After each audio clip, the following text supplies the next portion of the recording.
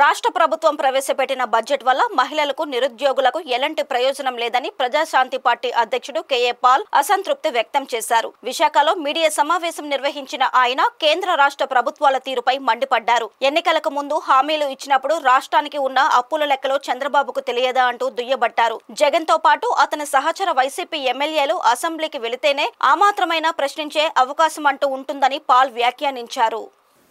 Steel plant 8 లక్షల కోట్లు దమ్మిస్తుంటే 5 ఆర్డర్లు తీసుకొచ్చి ఆపిన వ్యక్తి నేను ఒక్కడనే. ఇప్పటికి కూడా స్టీల్ ప్లాంట్ అమ్మకుండా ఏపీ హైకోర్టులో స్టేటస్ కో ఉంది. ఇప్పుడు మనకి ఇచ్చిన ఆదాయం ఏంటి? పోలవరానికి కానీ స్టీల్ ప్లాంట్కి కానీ అప్పులు సర్వనాశనం అయిపోయింది. అందుకే ఈరోజు బడ్జెట్ ఆంధ్రప్రదేశ్లో ఇంత అధ్వానంగా ఉంది. ఏంటి? నిరుద్యోగులకు 3,000 రూపాయలు ఇస్తానన్నారు చంద్రబాబు. 20 లక్షల ఉద్యోగాలని సంవత్సరం అయిపోతుంది. 20,000 ఉద్యోగాలు కాదు, 20 ఉద్యోగాలు ఇవ్వలేదు. 3,000 ఇస్తానన్న 1 కోటి మందికి 3,000 మందికి కాదు 300 మందికి కూడా 3,000 రూపాయలు ఇవ్వలేదు. ఈరోజు బడ్జెట్లో చూస్తే మీరు ఏ విధమైన మహిళలకు పెన్షన్లు అన్నారు, ఇవ్వట్లేదు. అంతకంటే ముఖ్యం, కుటుంబంలో 4 ఉంటే 4 15,000 60,000. తల్లికి వందనం అన్నాడు, తండ్రికి అప్పడాలు అన్నాడు. తల్లికి వందనం లేదు, తండ్రికి అప్పడాలు లేవు, తాతకి ఫ్లయింగ్ కిస్సులు ముద్దులు తప్ప ఏమీ లేవు. ఏడుస్తున్నాడు, ఖజానా ఖాళీ అయిపోయింది. అప్పుడు నీకు తెలీదా?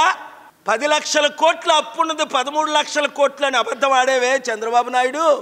అప్పుడు నువ్వు ఇవన్నీ చేయలేవు, మనం కలిసి చేద్దాం అంటే నువ్వు చేతులు కలిపావా? మోదీతో కలిపావు. ఆ సిగ్గులేని పవన్ కళ్యాణ్ ఆడు యూజ్లెస్ ఫెలో, వాడు రాష్ట్రాన్ని సర్వనాశనం చేశాడు. అందుకే వాడు సోల్జర్స్ అందరూ వాడిని తిడుతున్నారు. ఈరోజు ఆంధ్రప్రదేశ్ బడ్జెట్ మహిళలకు ఏముంది, నిరుద్యోగులకు ఏముంది, రైతులకు ఏముంది? ఇప్పుడంతా సర్వే చేస్తారట, వచ్చే సంవత్సరం తర్వాత ఏదో చేయడానికి ప్రయత్నిస్తారట. 2027లో జమిలీ ఎలక్షన్స్ వచ్చే ముందు మరొక డ్రామా ఆడతారు. సృష్టికర్తను, నేను సంపాదిస్తున్నాను, నాకు అనుభవం ఉంది, దేశంలో మోదీకి లేని అనుభవం అన్న చంద్రబాబు నాయుడు సృష్టిస్తా మీ అందరికీ పంచుతా అన్నాడు. ఇప్పుడు మీకు ఎవరైనా సృష్టించడం తెలిసే ఎలాగ డబ్బు క్రియేట్ చేయాలి? నా చెవిలో చెప్పండి. మా అందరికి చెవిలో పువ్వులు పెట్టి ఇప్పుడు నీ చెవిలో మేము చెప్పాలా ఎలా డబ్బు సంపాదించాలో? నేను చెప్తా. చెవిలో చెప్పమంటే చెవిలో చెప్తా, మీడియా ద్వారా చెప్పమంటే మీడియా ద్వారా చెప్తా. మీ ఇంటికి రమ్మంటే మీ ఇంటికి వస్తే చంద్రబాబు నాయుడు ఇప్పుడైనా నీకు చిత్తశుద్ధి ఉంటే నేను చెప్పినట్టు చేస్తే 1 సంవత్సరంలో మోదీ నీ అవసరం మాకు లేదు, 100,000 కంపెనీలు నేను తీసుకొచ్చానని నీకే కదా తెలుసు, అందరికంటే ఎక్కువ. గూగుల్ మైక్రోసాఫ్ట్ తీసుకొచ్చి 30 లక్షల ఉద్యోగాలు, దాదాపు 700 కంపెనీలు హైదరాబాద్లో తెచ్చింది. వైజాగ్లో తేలేమా? అసలు ఆంధ్రప్రదేశ్లో మనకి ఎంత మంచి పోర్ట్లు కట్టుకోగలం. ఆంధ్రప్రదేశ్ని దేశంలో మోస్ట్ వెల్తియెస్ట్ స్టేట్ చేయగలం. సో బడ్జెట్ చాలా విచారకరమైనది. మోదీకి సరెండర్ అవడం చాలా విచారకరమైనది. డీలిమిటేషన్ ద్వారా వీళ్ళు అపోజ్ చేయకపోవడం, పవన్ కళ్యాణ్ కానీ చంద్రబాబు కానీ ఇక్కడ జగన్ కానీ కేసీఆర్ కానీ రేవంత్ రెడ్డి కానీ అపోజ్ చేయకపోవడం చాలా విచారం.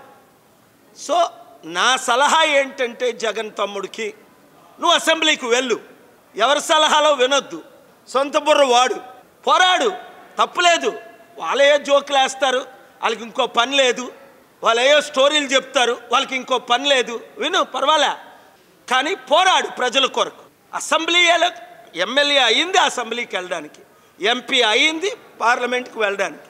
ఏదో అటెండెన్స్ 6 నెలలకోసారి వెళ్ళి అటెండెన్స్ వేయించుకొని వస్తే దానివల్ల నష్టమే కానీ ప్రజలకి, వైసీపీ పార్టీకి వారి ఉద్దేశమే అపోజిషన్ లేకుండా చేయాలని. మరలా నీకు మోదీ కరుణిస్తాడని అనుకోవద్దు. మోదీ అజెండా వేరా, చంద్రబాబు నాయుడు అజెండా వేరా, పవన్ కళ్యాణ్ అజెండా అందరికీ తెలుసు.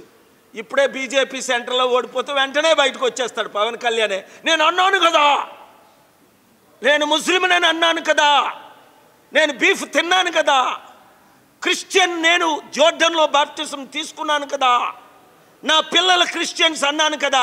వాళ్ళని పరీక్షించడానికే బీజేపీతో నేను చేతులు కలిపాను. అసలు నేను సనాతననే కాదు, నేను సెక్యులర్ని అంటాడు పవన్ కళ్యాణ్. దీన్ని మీరు 3 కోట్ల మందికి వైరల్ చేసుకోండి. ఆ 30 సెకండ్ల బయట.